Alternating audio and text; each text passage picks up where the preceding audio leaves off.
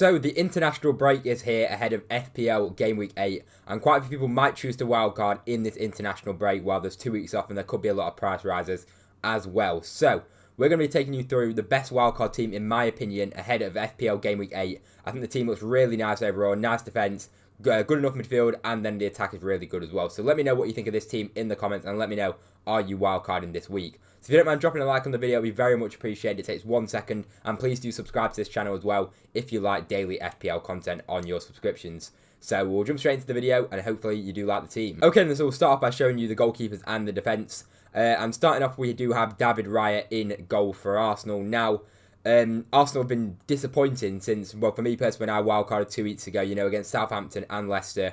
No clean sheets. The XG on both of them games, the XG conceded, was quite low. Against Leicester, it was like 0.3, and Southampton, it was like 0.6. So really, they should have conceded probably 1 goal. They ended up conceding 3 goals and getting no clean sheets. But I still trust the Arsenal defence. The fixtures, if I just have a look, it's Bournemouth next, but after that, it's a little bit tougher. Obviously, with Liverpool at home, Newcastle away, and Chelsea away. But then after that, the fixtures are really nice long-term for Arsenal. But even though, the fixtures in the next 4 aren't the best, I still back the Arsenal defence against anyone personally to keep a clean sheet. Any big game, Arsenal always very, very solid at the back. So, the games where people expected Arsenal to maybe not get a clean sheet, against like Spurs, for example, Gabriel, for example, then ended up getting a 15-pointer. So, for me, that's my justification between picking Raya and Gabriel. I think they're both just great picks long term, but it hasn't looked too great over the last 2 weeks for Arsenal. But I still think it's I still think it's good enough to go for Arsenal defence with their fixtures in the long run. Personally, you could maybe go for one defender. As I say, maybe you could do different variations of this team. You could swap out a couple of players because there's similar players around, similar price to you might prefer. But this is just the team that I've gone for personally. The second defender we've got is Ryan Aït-Nouri. Now, Wolves have been absolutely shocking defensively, I know that, but the fixtures are very good going forward. But Aït-Nouri has also picked up 3 attacking contributions in the last 2 games, or four attacking contributions all season. And, he's very, very good going forward. We've seen that for numerous seasons now. And the fixtures coming up for Wolves are a lot better. Now, Man City next isn't good at all. But beyond that, Brighton away, Crystal Palace at home, Southampton at home, Fulham away, Bournemouth away, and Everton away. Like that up until game week 14. And then even beyond that, West Ham 15, Ipswich 16, Leicester 17. What a run of fixtures that is for for Wolves, sorry. And that is a good opportunity, I think, to bring in Aït-Nouri at just 4.4 million. As I say, with the attacking potential he's got, and maybe Wolves could sort themselves out defensively and maybe get a few clean sheets in them better fixtures, because Wolves have had a tough start to the season. I actually really like him as a differential. He's someone that I'm looking at bringing in my personal team as well, going into the next few game weeks. Anyway, maybe not next week, but in the next few game weeks, he's someone that is definitely on my radar. The next player we've gone for is Pedro Porro. Now, here you could maybe go for, I was looking at maybe Kanate. You can save 0.3 million because we've still got, this is spending the absolute budget. So if you wanted to go a little bit cheaper, you can't afford it. Kanate is a good option, but Liverpool's fixtures aren't the best defensively coming up. They've got Chelsea and Arsenal in the next 2, Brighton, then Villa. So it's a tough game. It's a tough run for Liverpool defensively, and then Man City in 13 as well. So it's a tough run for Liverpool defensively. So we have gone for Pedro Porro just based on the fixtures coming up for Spurs are really nice. Brighton away next, West Ham at home, Crystal Palace away, Aston Villa at home, and then Ipswich at home. So it's a decent run in the next 5 games, you'd say. And then beyond that, it's still quite nice as well. And Pedro Porro is obviously just not in for the potential of the clean sheets. He's also very, very good going forward. And potential of attacking returns is quite important, as clean sheets are quite hard to come by these days, it feels like, in FPL, unless you've really got like a big team like Liverpool have kept clean sheets consistently this season. But yeah, Pedro Porro, I think, is a good option. As I said, he's very good going forward. And Spurs have been pretty decent defensively so far this season overall as well. One of the better defensive teams. And as I say, Pedro Porro is no doubt one of the best attacking defenders in the Premier League. So I think for that price, I think he's a good price. And I would look to maybe bring him in my wildcard team personally. Then we do have Rico Lewis. Now the fixtures again for Man City. If I just quickly check them fixtures for City. Wolves away, Southampton at home, Bournemouth away, Brighton away. The next 4 for Man City are pretty nice. Rico Lewis he's got a lot of minutes so far this season. He played again at the weekend. He played in the Champions League. He played started 3 games in the space of 7 days. So Pep does clearly rate him a lot, and he could be a really key player so far. Well, he has been a key player so far for this Man City team, and going forward, I do expect the same. To be honest, I think he's an amazing player. 4.7 million seems very, very cheap for a guy who's starting week in, week out for Man City. Man City have only kept 1 clean sheet so far defensively this season, but Rico Lewis has had a few contributions. He's had a couple of assists going forward, and we've seen in the Champions League he's got assists as well. So going forward, Rico Lewis is an amazing pick in my opinion, And with that attacking potential, it definitely adds to it. And Man City, we know, haven't been great at keeping clean sheets so far this season, but they can definitely get at least a couple of clean sheets, you'd hope, in the next few weeks. Then we have our 4.1 or 4 million defender. You could maybe go for a Coley for Leicester if you're interested in him, but Wout nailed on player. 4.1 million he's gone up to, but Leicester actually haven't been shambolic defensively. They've not been the best, obviously, but they have kept their first clean sheet against Bournemouth. I'd say you could go for a different 4 million, but Leicester, out of the 4 million options, I think Leicester have probably been the best defence out of them, and the fixtures coming up are really nice. Southampton away up next, Nottingham Forest, Ipswich then, and then beyond that it's a little bit tougher, but a few good games in there.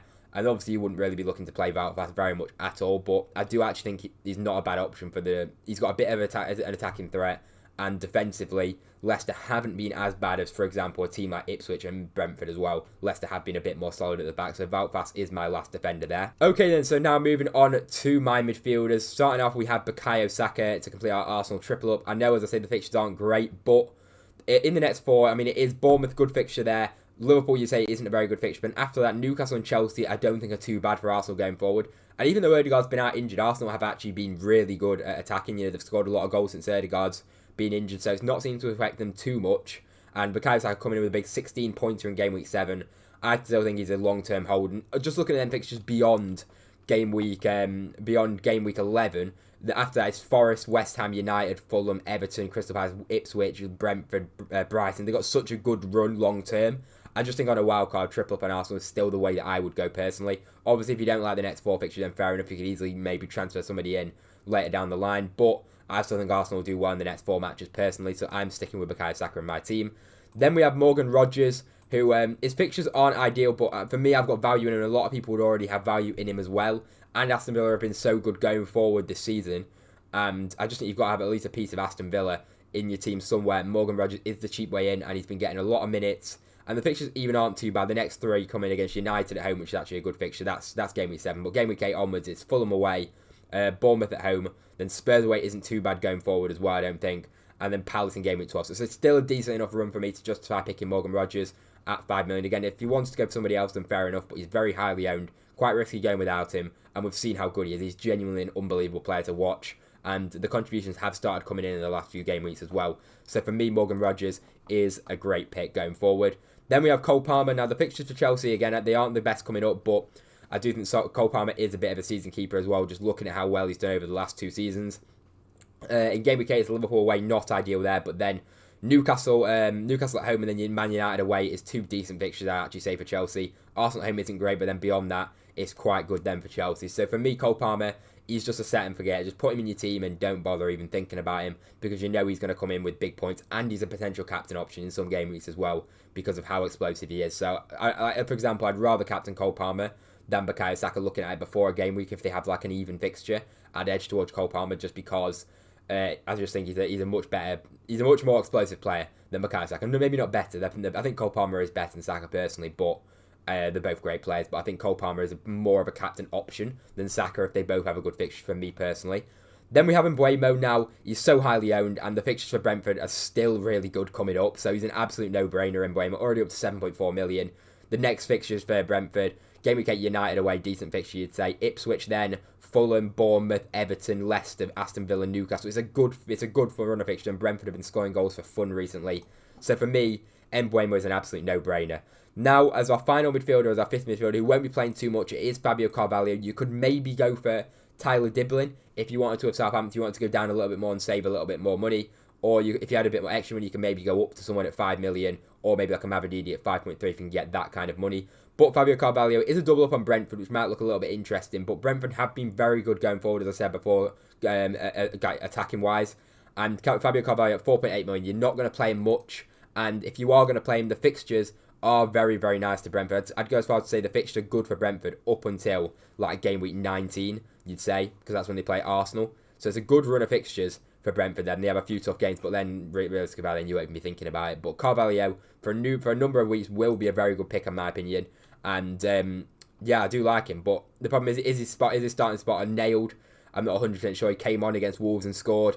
So it's not absolutely nailed, but so if you want to go for someone who's a bit more nailed in terms of he's going to start week in, week out, right now it will be Tyler Diblin, but Carvalho coming on and scoring. I think long term he will be the starting player for Brentford in my opinion. And then moving on to the front three, we'll start off with Dominic Solanke. Now long term Spurs' fixtures are really good.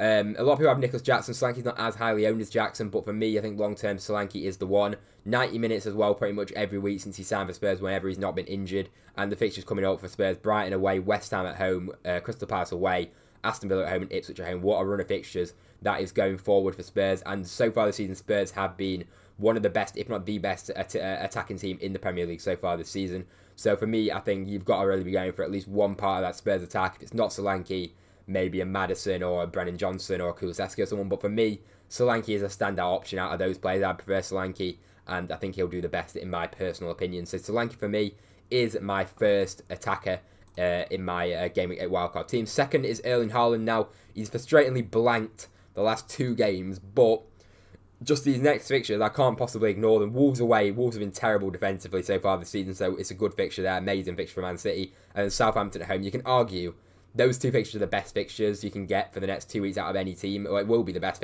fixtures out of for any team. And if you're picking teams to target, Wolves and Southampton are the 2 biggest teams to target, in my opinion. And then beyond that, it's Bournemouth away, which is a decent fixture as well, and then Brighton. So 4 really good fixtures for Man City going forward. Erling Haaland for me is an absolute no-brainer. I know a lot of people are kind of getting frustrated with him right now with 2 blanks in a row, especially people that didn't own him at the start of the season, then brought him in. But for me, it's 100% stick with him. No way I'd get rid of him. Then our final attacker is a little bit cheaper, is Raul Jimenez. If you wanted to here, you could maybe go for Liam Delap, who is also 5.6 million. But I just think Jimenez has looked so good this season. He picked up an XGI against Man City of 1.27, which is craziness. And his XGI has been really good over the course of the season. XGI per 90, 0.81, which is actually higher than players like, it's like pretty much rivaling players like Bukayo Saka and Cole Palmer and that, pretty much. And then fixtures going forward for Fulham are pretty decent. Aston Villa at home, Everton away, Brentford at home, Crystal Palace away, and then Wolves at home. It's a nice next 5 games, you'd say, there for Fulham. And if Jimenez can keep his place, there is that slight doubt with Muniz, who did come on and score at the weekend. There is a slight doubt that Muniz can maybe come back in. So if you do feel like that could happen, Liam Delap's a much safer pick in terms of that. But I just think Jimenez is a better option playing for a better team.